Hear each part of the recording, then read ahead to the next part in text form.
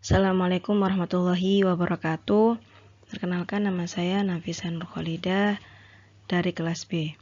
Di sini saya akan menjelaskan tentang akulturasi dan asimilasi Islam dengan tradisi masyarakat Nusantara. Yang pertama, pengertian tentang akulturasi. Menurut Kuncoro Ningrat, akulturasi ialah suatu bentuk proses sosial yang timbul bila suatu kelompok manusia dengan suatu budaya tertentu dihadapkan dengan unsur-unsur kebudayaan asing atau terjadi kontak budaya, yang mana unsur budaya asing lambat laun diterima dan diolah ke dalam kebudayaan sendiri tanpa menghilangkan unsur-unsur kepribadian kebudayaan itu sendiri. Lalu proses akulturasi. Akulturasi bisa terjadi karena adanya percampuran budaya sendiri dengan budaya asing. Proses akulturasi ini bisa terjadi di berbagai macam bidang, seperti kuliner, gaya berpakaian, arsitektur sebuah gedung, dan lain-lain. Proses akulturasi juga dipengaruhi oleh faktor masyarakat, karena masyarakat yang membangun budaya dalam negeri. Dengan kata lain, tidak semua percampuran budaya diterima oleh seluruh masyarakat dan membutuhkan waktu yang cukup lama. Misalnya, warga Belanda yang telah lama menjajah Indonesia, mereka di Indonesia membangun bangunan yang bangunannya semua hampir sama dekorasinya yang bernuansa Belanda. Lalu faktor pendorong akulturasi. Yang pertama, pendidikan yang maju, sikap dan perilaku saling menghargai budaya, ketiga, toleransi terhadap budaya lain, keempat, adanya masyarakat heterogen, dan yang terakhir, berorientasi ke masa depan. Lalu contoh dari akulturasi Islam dengan tradisi masyarakat Indonesia. Salah satunya yaitu kebiasaan orang Jawa yang meyakini bahwa orang yang telah meninggal, tidak lama kemudian jiwanya akan berubah menjadi makhluk halus atau roh, yang disebut lelembut dan berkeliaran di sekitar tempat tinggal. Dengan begitu, masyarakat Jawa melaksanakan ritual yang dinamakan selamatan surtamah, atau selamatan hari kematian, atau penguburan jenazah.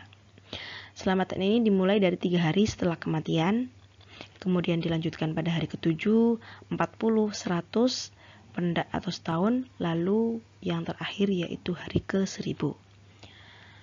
Dalam ritual ini Islam tidak menghapusnya, melainkan tetap melestarikan dengan menyisipkan nilai-nilai Islam di dalamnya, seperti doa dan zikir-zikir yang dibaca setiap pelaksanaan ritual itu, dan mengubah sajian yang ditujukan untuk makhluk gaib menjadi makanan yang dibagikan kepada orang-orang yang membaca zikir atau tahlil.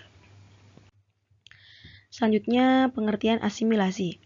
Asimilasi adalah proses sosial yang timbul bila ada golongan-golongan manusia dengan latar budaya yang berbeda-beda yang saling bertemu dalam waktu yang cukup lama, sehingga bisa menggantikan unsur-unsur kebudayaan yang lama dan digantikan dengan budaya yang baru. Proses asimilasi. Proses adanya asimilasi dapat disebabkan karena beberapa hal. Pertama, adanya perkumpulan masyarakat dengan latar budaya yang berbeda. Kedua, interaksi sosial antara individu satu dengan yang lainnya. Ketiga, masyarakat yang membaur dengan kebudayaan baru. Dalam proses pembauran dengan lingkungan baru, kita perlu beradaptasi dan menyesuaikan diri dengan lingkungan, supaya bisa berinteraksi dengan baik dan dapat menjaga sebuah keharmonisan. Adaptasi dan menyesuaikan dengan lingkungan baru itulah yang menandakan bahwa proses asimilasi sedang terjadi. Lalu faktor pendorong asimilasi. Yang pertama, terbiasanya membuka diri terhadap budaya baru. Yang kedua, perkawinan antar kelompok budaya yang berbeda. Ketiga, menghormati dan menghargai orang asing beserta budaya yang dibawanya. Dan yang terakhir, memiliki kesempatan yang sama di dalam aspek ekonomi. Lalu contoh asimilasi Islam dengan tradisi masyarakat Nusantara. Salah satunya yaitu tradisi masyarakat Kudus. Yang ketika hari raya kurban, mereka tidak menyembelih sapi, melainkan kerbau, dikarenakan menghargai orang Hindu yang memuliakan hewan sapi. Dan hal ini diprakarsai oleh Said Ja'far Shadiq atau Sunan Kudus. Selanjutnya, perbedaan akulturasi dan asimilasi.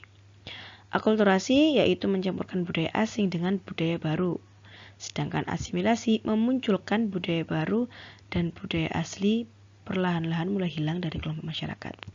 Dengan demikian, perbedaan akulturasi dan asimilasi bisa dilihat dengan cara apakah budaya di kelompok masyarakat itu telah hilang atau tidak.